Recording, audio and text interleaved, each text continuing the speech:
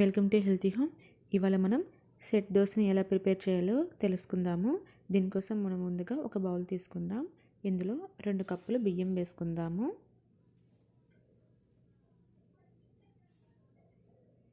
తర్వాత వేరొక బౌల్ తీసుకుందాము. ఇందులో అరకప్పు మినపప్పును వేసుకుందాం. తర్వాత ఇందులో 1 స్పూను మెంతులు వేసుకుందాము. ఇప్పుడు ఈ రెండింటిని శుభ్రంగా కడిగి వాటర్ వేసేసి 6 నుంచి 7 గంటల సేపు బాగా నానబెట్టుకోవాలి. ఇవి బాగా నానిన తర్వాత 1 కప్పు అటుకుల్ని కూడా శుభ్రంగా కడిగి ఒక 10 నిమిషాల పాటు నానబెట్టుకోవాలి. ఇవన్నీ కలిపి మెత్తగా గ్రైండ్ చేసుకోవాలి.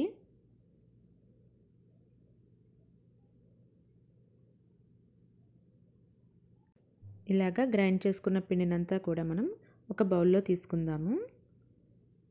ఇప్పుడు ఈ పిండిని బాగా ఒకసారి మిక్స్ చేసుకుందాం.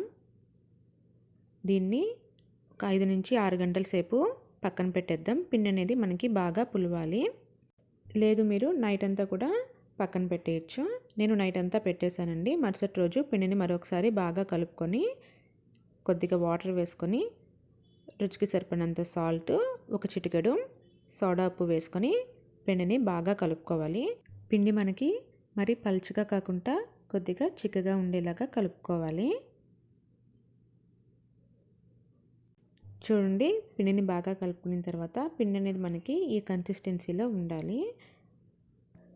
కొంతమంది అటుకులకి బదులుగా ఉడికించినటువంటి రైస్ని గ్రైండ్ చేసుకుంటారు. సో అలా అయినా కూడా పిండిని ప్రిపేర్ చేసుకోవచ్చు.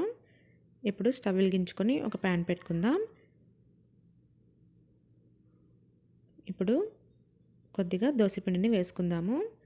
ఈ దోసపిండిని వేసిన తర్వాత ఇలాగ స్ప్రెడ్ చేయకూడదు. ఇప్పుడు చుట్టూరు కొంచెం ఆయిల్ వేసుకుందాం.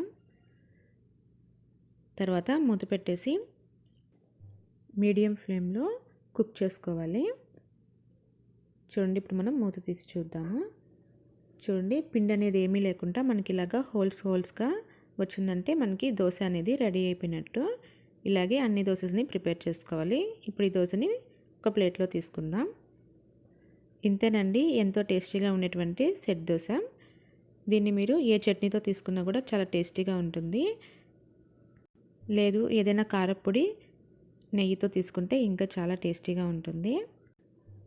చూడండి, దోశ అనేది మనకి ఎంత సాఫ్ట్గా బాగా హోల్స్గా వచ్చి ఉందో.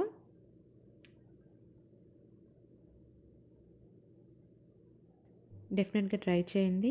Thank you for watching. Please subscribe to my channel.